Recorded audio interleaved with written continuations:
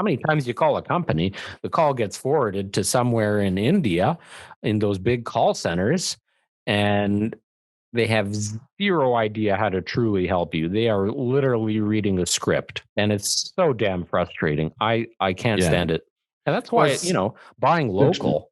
And the true test of a company is how they respond to problems too. Like I don't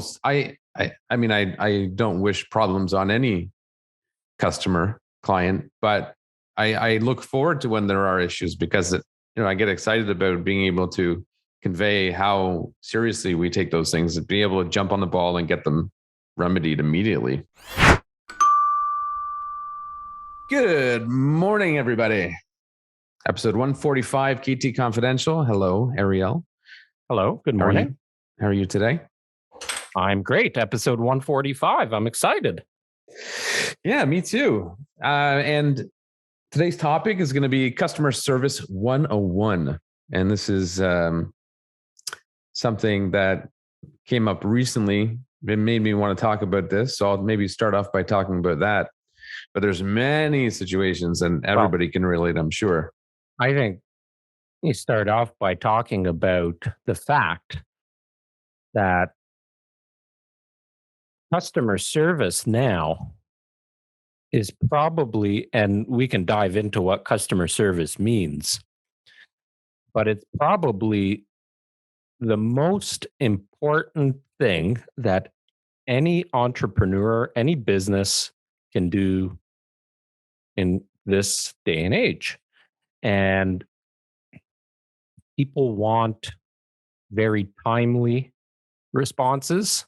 People want ease of responses.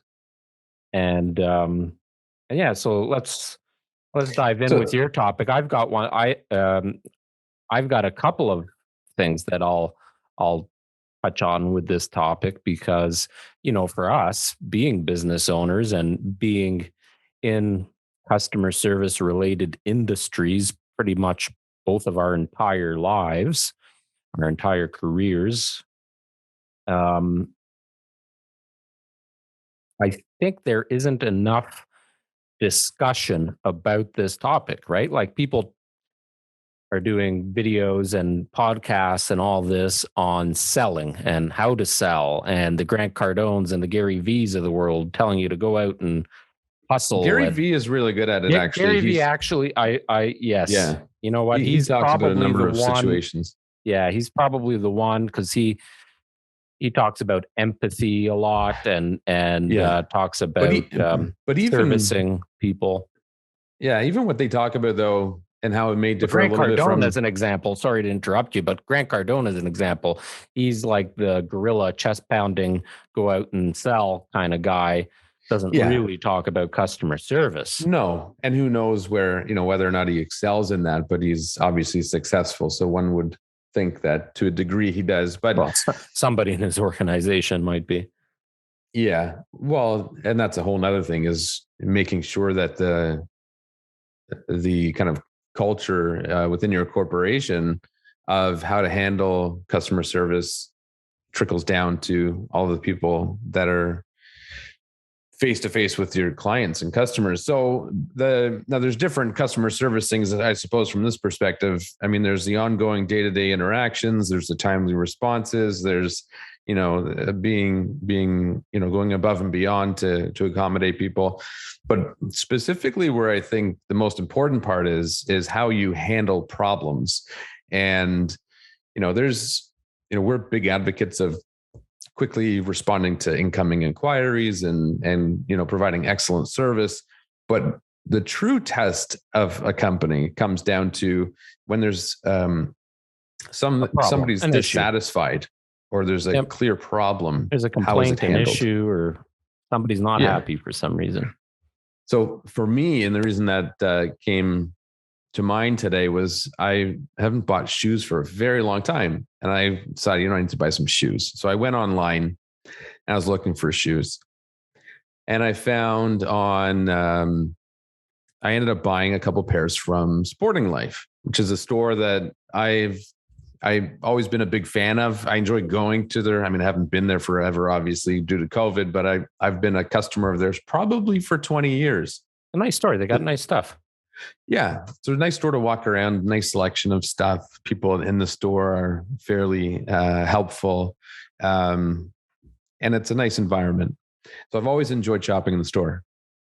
But my online experience has been quite the opposite. So I ordered a couple of pairs of shoes, and I realized moments after submitting the order that one of the items I ordered in the wrong size. So I immediately reached out by email and sent a message, a DM through Instagram. Now, first problem is there's no phone number, which drives me mad. Like, people want to have human interaction. There's literally no way to communicate with anybody in the department that would be responsible for online ordering. Now, even once the stores opened, I called the store and they said, "Nope, sorry." Size. That's crazy. They said, "Nope, sorry, we can't help you. You need to submit an online request." I'm like, "Don't you have like a backdoor number? You could just call and make an inquiry on my behalf." And they're like, "Nope, we don't even get to talk to them." Like, it's so they're like, "We fill out online requests." So it seems a bit ridiculous. Anyway, so I know when I ordered those, I knew that it did say, if you have made a mistake, unfortunately, we're not able to make any changes to the orders. So I respect that, but it's still, I wanted to try to see if they would help me out. Anyways, I finally got a response by email, and it was a very scripted response. Like, it's obviously somebody on the other side of the computer says, "Okay, what's the question? Okay, this is the answer." And they click a button that drops that paragraph into the email and they send it. And then I replied saying, and it basically said, "Sorry, we can't help you." Well, it's basically going to a call center in some other country. Right? Yeah. And so then I wrote back and I said, "Hey, like, I understand your policies, but is there anything, can you think of any way you might be able to help me?" I literally sent the request 30 minutes after I sent the order. Even on the order form, when you submit the request, it says orders take 1 to 3 days to process before being delivered. So I would assume that there's maybe a period of time in there where you might be able to help out. But at an absolute minimum, even if they weren't able to change the order, it would have been nice if they talked to me like a human being and said, "Hey, I'm sorry to hear this happened. What you can do is return it to your local store. Where do you live? I'll get all the information for you." Like, provide me, like, make an effort to convey to me that you're trying to help. They could have said, "Well, order the same pair in the right size. Here's the address to drop off the old ones when you get them." But they didn't. The second response they sent to me was basically, it was almost to a T, the exact same email. So it's frustrating.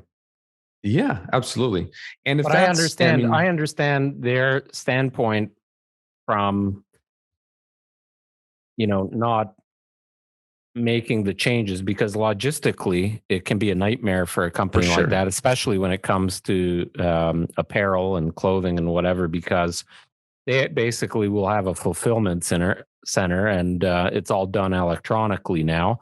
So now you have a manual labor injected into that process for somebody to hunt down your order, make the change, do all that. Do they allow returns?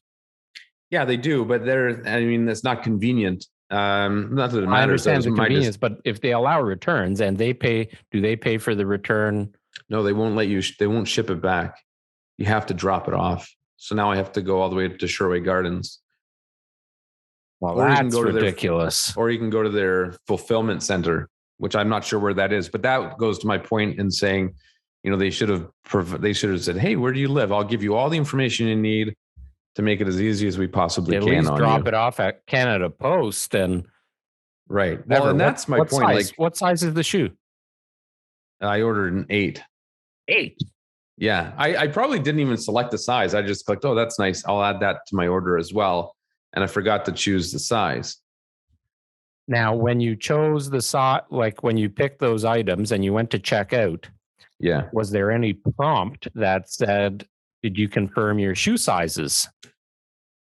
Not specifically, but there was definitely opportunities to review the order, and I did. I just didn't catch it. So I'm not saying I wasn't responsible. I take full responsibility. I'm not saying that you're not or it wasn't, but as an example, I used to sell shoes. That was literally my first job at the shoe club Yeah. at Highway 5 and Winston Churchill. My buddy got a job there and he said, "Hey, you looking for a part-time job?" I was 16 years old. I had worked as an electrical apprentice in the summers, but this was my first job that, was not um, not a temporary thing. It was a permanent part-time job.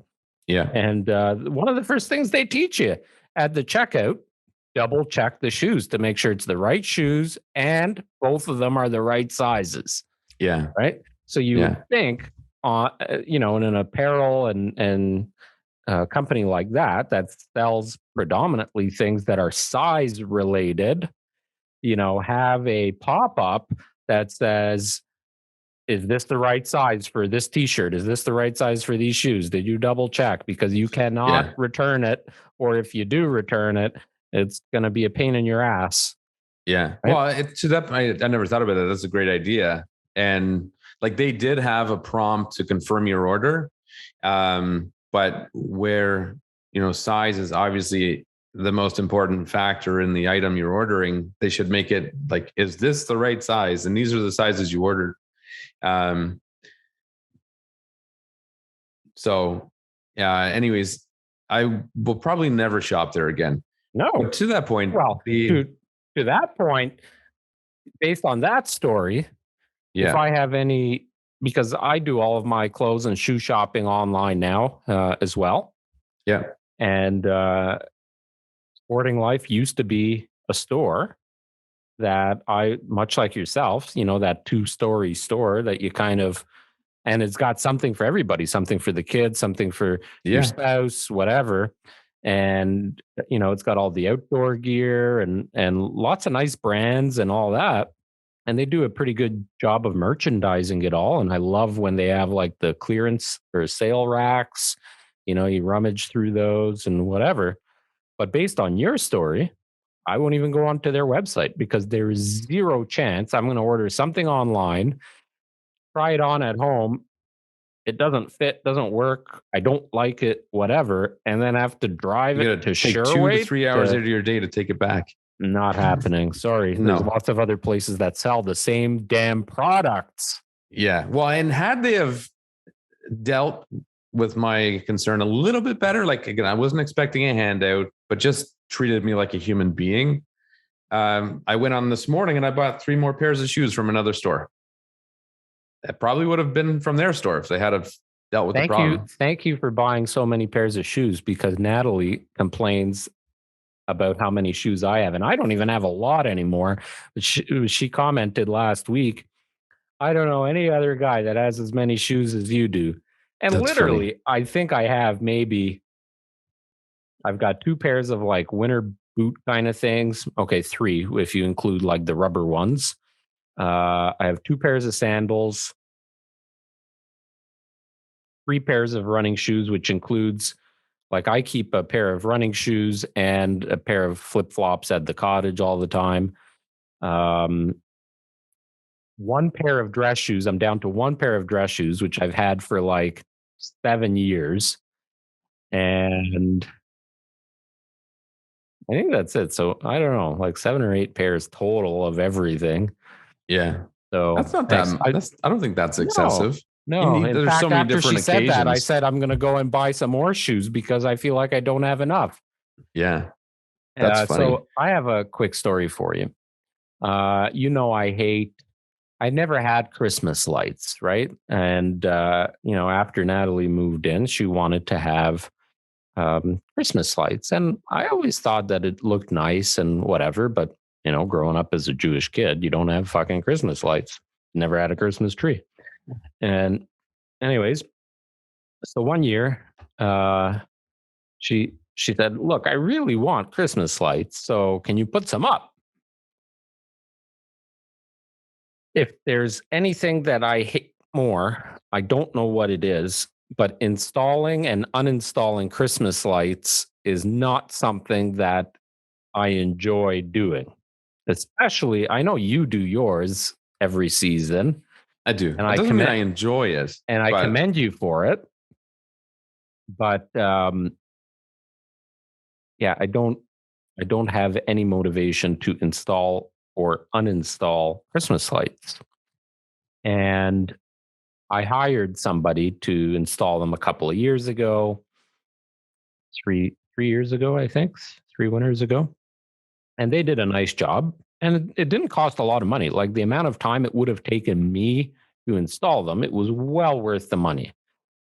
And it looked good. Like they didn't mess anything up. Like knowing me, I would probably mess something up or ruin something. Anyways, as you know, being my neighbor and all, and your wife grilling me about taking them down too. Um, what was it? Maybe a couple of months ago, I just went up on your ladder. You let me borrow your ladder, and I just tore them off, and because a few strands were not working anymore or whatever. So now I was thinking, oh, now we don't have Christmas lights. I better get Christmas lights up, otherwise it's not going to be a happy house. Right.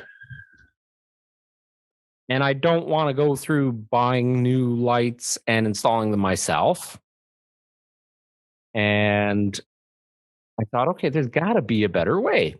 So I started searching for options, more permanent options. And, having a family that has electrical background in it certainly got the wheels spinning as to what products are out there. What can I find? So, of course, Facebook and Instagram listening to me and watching my every move. And all of a sudden on Insta stories, there's a electrical company, electricians, offering a service where they install these permanent Christmas lights. And I'm looking at it and I'm going, wow, that's cool. You can control it from an app. You can change the colors of these lights. What makes them permanent? I don't know. I don't know. They're probably really I'll get to that very part discreet. of the. Well, imagine it being like soffit lighting. So instead of it clipping on the top of your troughs, it's installed kind of below. Right. Not in, they don't cut into the soffit, would they? I mean, that would be the ultimate. That would be actually be a cool idea. Yeah, I don't believe so, but I cannot answer it because. So, anyways, these guys came up on my Insta stories, and I'm like, oh, that's cool. So I went onto their website, called them, nobody picked up. All right, fill in the request form on the website. A few days goes by, a week goes by, 2 weeks goes by. Nothing. All right. Literally next day, I'm scrolling through Insta stories. There's that ad again. Same company, some electrical company in Guelph. Yeah. A preferred, quote unquote, preferred supplier of this product. Nice Insta ad. And it's an ad. It's a sponsored ad. Direct you to that product on their website, which has request more information and a quote right on that page. So they did it right. Nice ad. It caught my attention. They obviously had targeted ads because I was searching for that stuff. It's a product that I want. I said, okay, I'll give them the benefit of the doubt. Filled in the request again. This is now 2-3 weeks later. Do you think I heard back from them at all? That's crazy. Nothing. I had the same thing happen. I don't care if it went to your, well, first of all, if it went to your junk, you need to fire whoever's building your website or whoever's monitoring it, missed it, or I don't know what.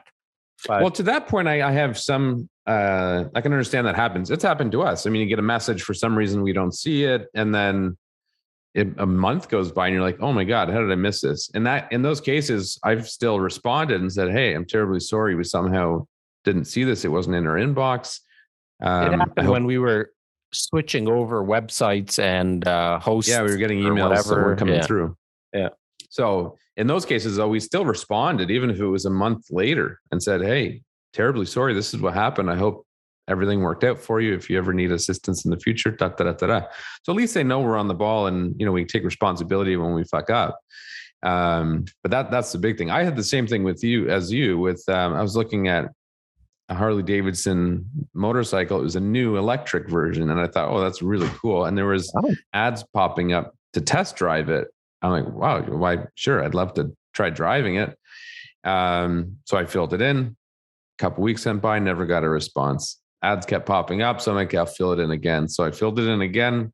A couple weeks went by, never got a response. And it just blows me away because these are paid ads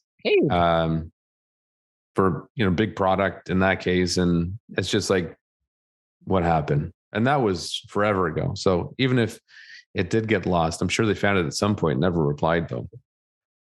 I told you my Traeger stopped working. By the way, you're listening to episode 145 of KT Confidential, the real estate podcast. If you have a story about customer service and poor customer service, or even great customer service, doesn't have to be real estate related, leave a comment below. We'll talk about it in one of the upcoming podcasts, but we'd love to hear your customer service related stories and how that affected your purchase decision or your future repeat purchase decisions. Because, in our industry, people that are very happy with us and our customer service, not only are, there's so much to our jobs, marketing, negotiation, presentation, so many variables, but at the root of everything is customer service. And that's the only time people will come back and do business again with us, is if, they're genuinely happy with how we handled everything, right? So we'd love to hear any stories that you got. And what was I talking about? Oh, Traeger. So my Traeger barbecue, it's relatively new. And when it comes to barbecues, I'm the type of guy, you turn it on, hit the button, starts working, put your chicken on there, take it off, give it a wipe down, and ready to go next time. Right. And much like you did with your barbecue, I'd get a service every few years, have the guys come, take it apart, sand it down, clean it up, and it's like a brand new barbecue, and away you go. Well, Traeger is a little bit more, these smokers are a little bit more hands-on in the sense that they use pellets, and those pellets have essentially sawdust that accumulates in the bin and in the grates of in the bottom of the grill itself, and it actually has to be vacuumed out. And the short story of it is that some of that sawdust clogged the auger. The auger takes those pellets and moves it into the little fire pot that keeps the barbecue hot.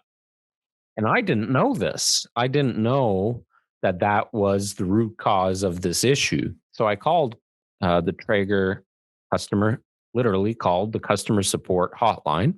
Yeah. Which transferred me to a young lady that, no offense to her, but based on how she was guiding me through this process, I don't think ever has used a Traeger herself.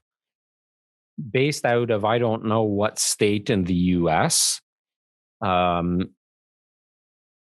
the call was almost an hour long before I hung up, because every question she had to go into probably going onto their website. So something I could have done, and typing in all of these things to search, the diagnostics of it, or, whatever.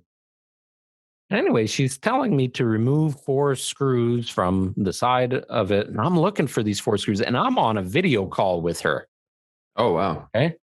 And well, that's impressive that they actually went to that degree. Yeah, a lot of companies are now. A lot of companies have cloud video service for that kind of stuff to help walk you through, which makes a lot of sense. We do the same thing. anyway, she's telling me, okay, it says to locate 4 screws on the outside, and I'm looking for these screws, and there's no fucking screws.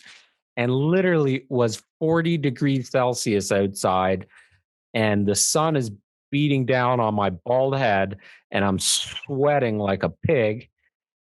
And I'm like holding up the camera, and I said, "Look, there's no screws anywhere." She's like, "Well, I don't know. Do you want me to?" All she kept saying was, "Do you want me to refer you to a service center?" Right. Like, what the hell does that mean?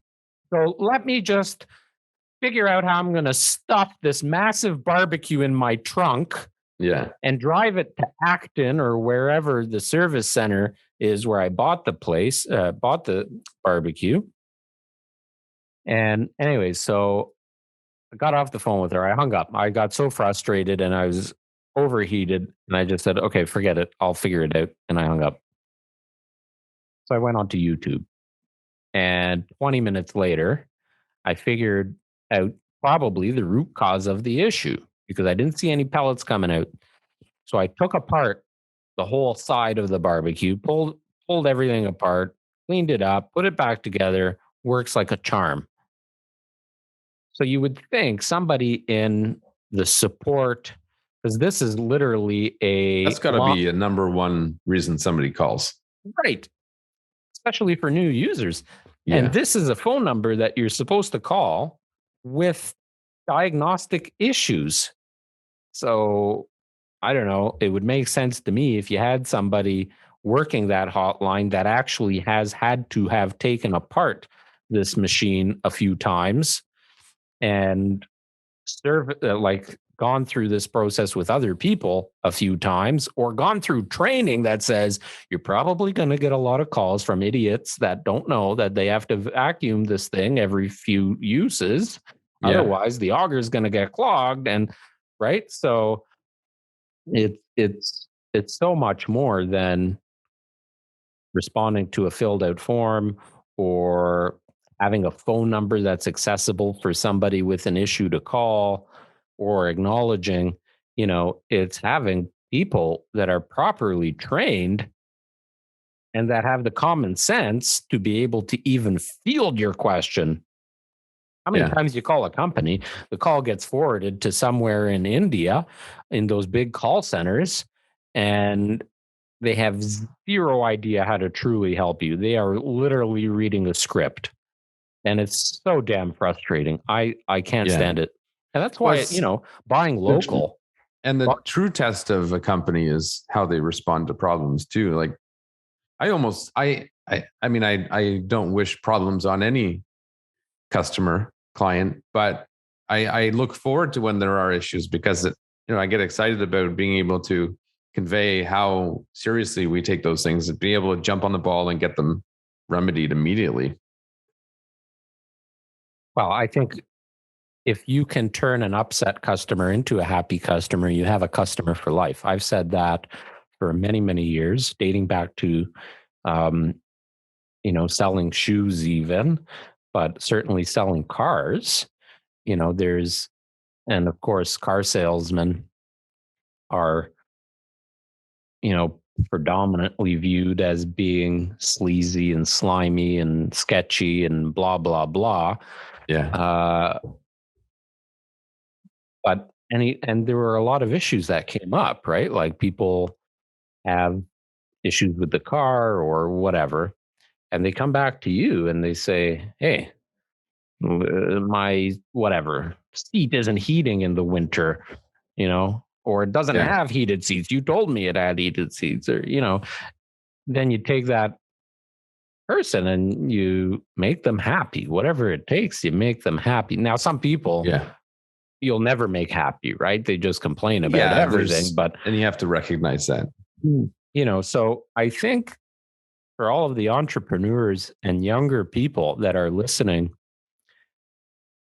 you focus a lot on how to gain a client. There's a lot of information, a lot of courses, a lot of things that you do as an entrepreneur in the early going that become focused on gaining a client, getting that customer. But your mentality must shift quickly as to how you plan on keeping that customer, whether it's a recurring revenue and a business, or it's an occasional purchase kind of business. You want, like, our customers don't do business again with us probably for an average of 5 to 7 years. So you have to service that client for 5 to 7 years. It's not just when you list your home and it sells. It's a year later you have an issue, or 2 years later you join us at a client party, or whatever. There's service that goes on for many, many years. And I had a client I called recently. She moved into her house a couple of months ago, and I've been following up occasionally to see how things are going. And my last conversation with her, which was on Thursday or Friday of last week, I could tell there was something off. So I dug in a little deeper and found out that there was some concerns she had with the house. Now, these are things that there was no way of knowing prior to buying. But again, I'm like, okay, like light bulb turns on, client's not particularly happy with something, has nothing to do with us per se, but it's an opportunity to see if there's a way Can you disclose? Can you say what the problems were? She started to notice water leaking.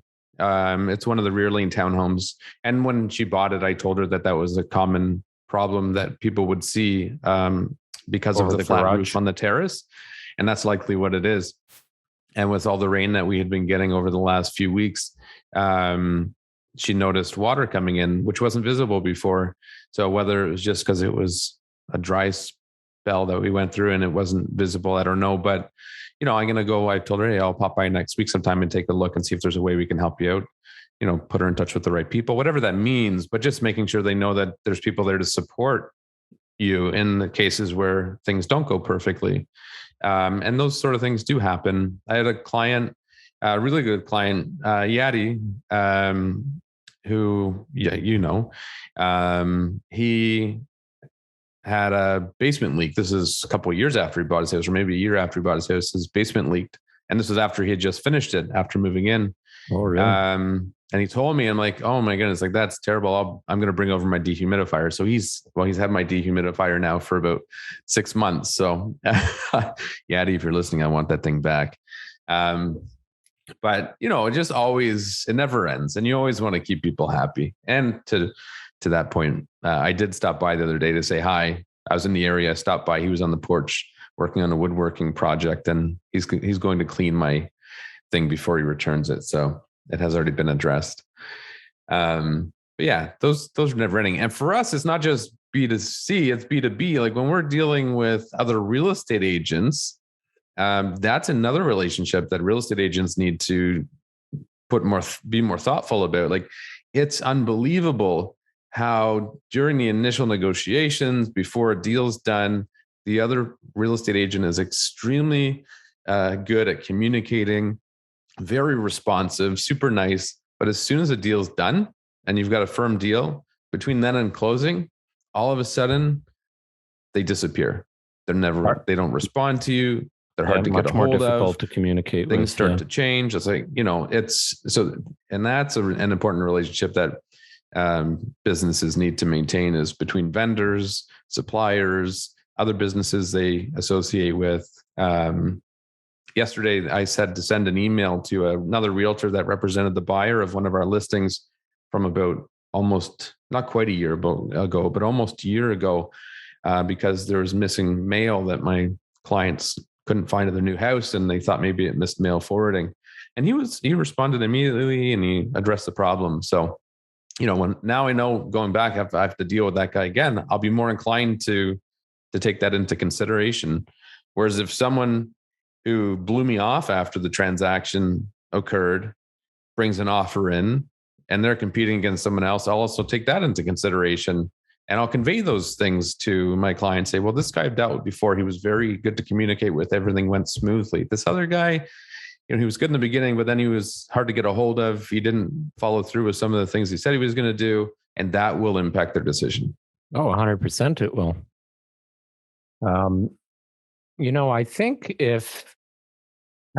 I almost think that young people getting their first jobs, and maybe I'm now I'm 40 years old, so maybe I'm dating myself because today's world, a lot of quote unquote younger people are making money online. Like they're never going to have real jobs. They're selling stuff on Shopify. They're selling themselves on Well, Instagram. They're, real jobs, the definition has changed. It's still a real job. Exactly. But I mean, not what we're accustomed to. If the current way of earning money existed when I was a teenager, I would never be receiving a paycheck from a company that I didn't own myself. I can tell you that for free.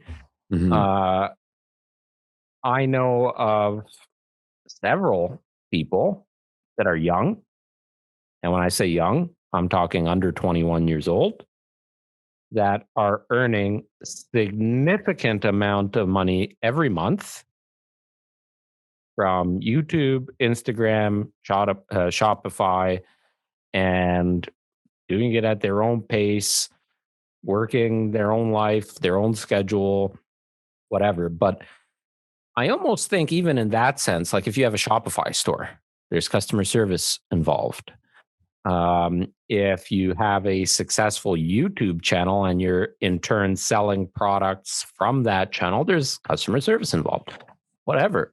I almost think that everybody should be working at a restaurant, like a really good restaurant. There was an old saying that if you wanted to become really good at customer service, if you want your child to be respectful and become a good employee and be good at customer service, have their first job working at McDonald's.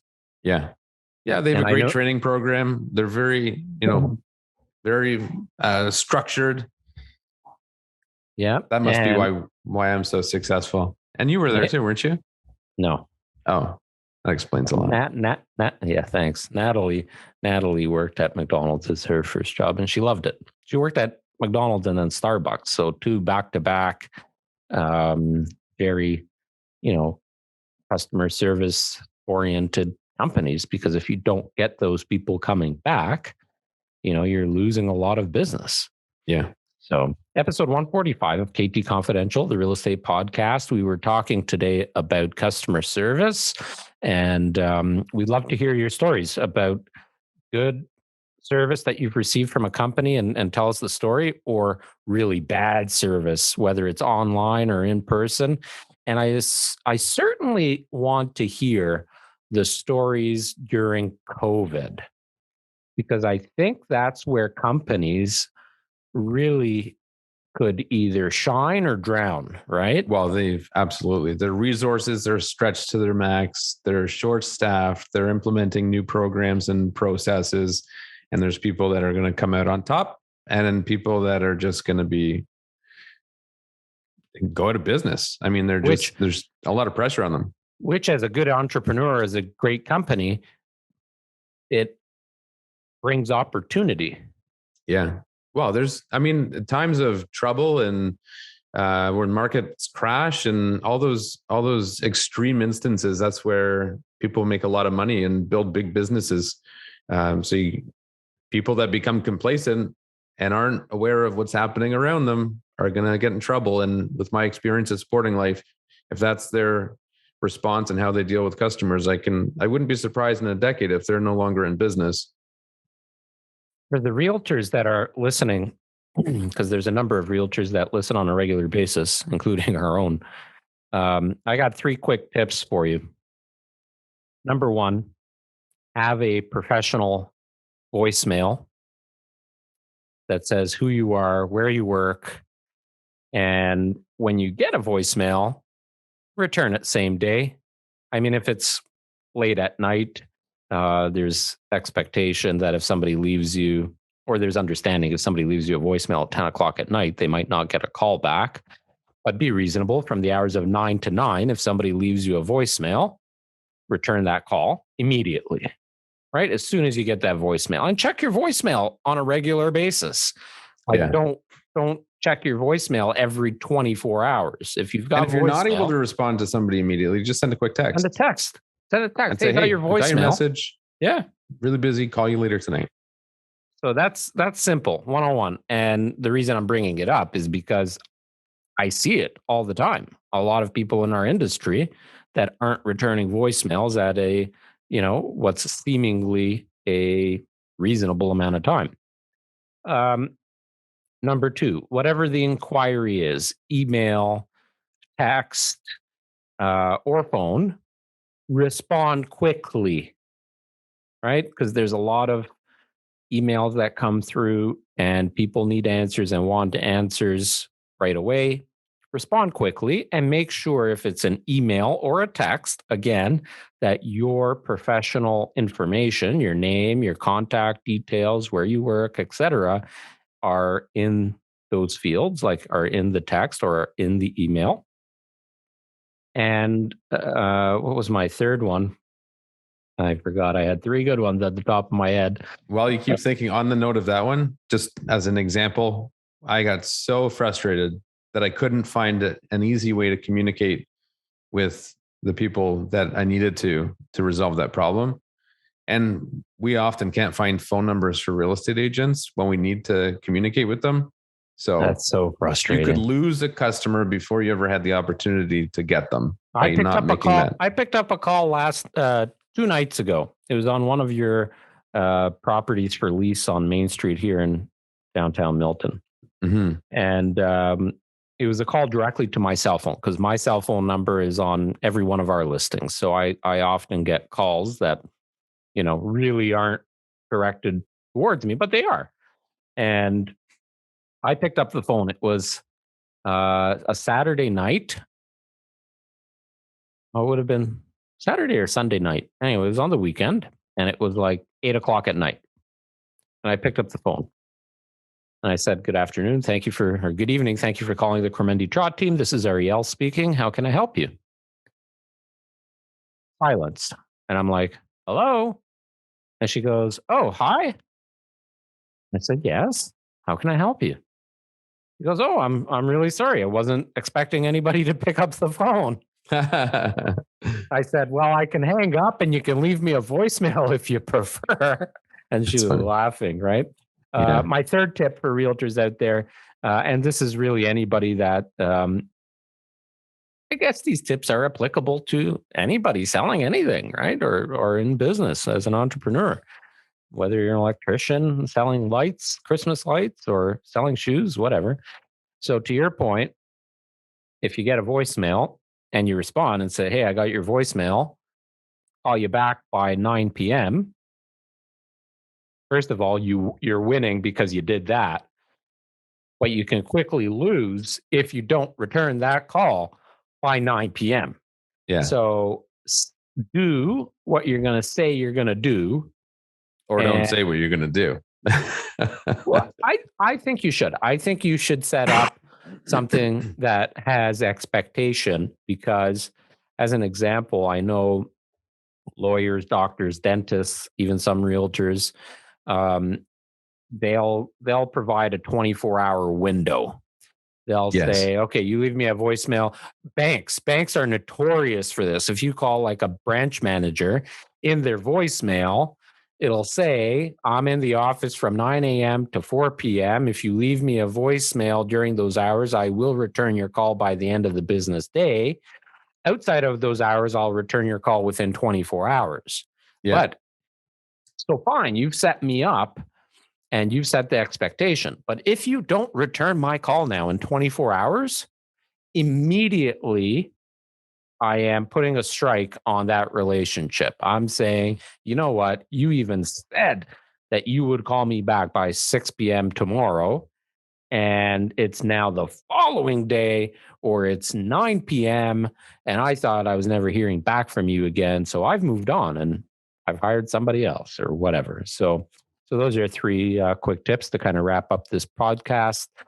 Thank you very much for listening. If you like what you heard, please smash that subscribe button, and we'll see you for episode 146 next week.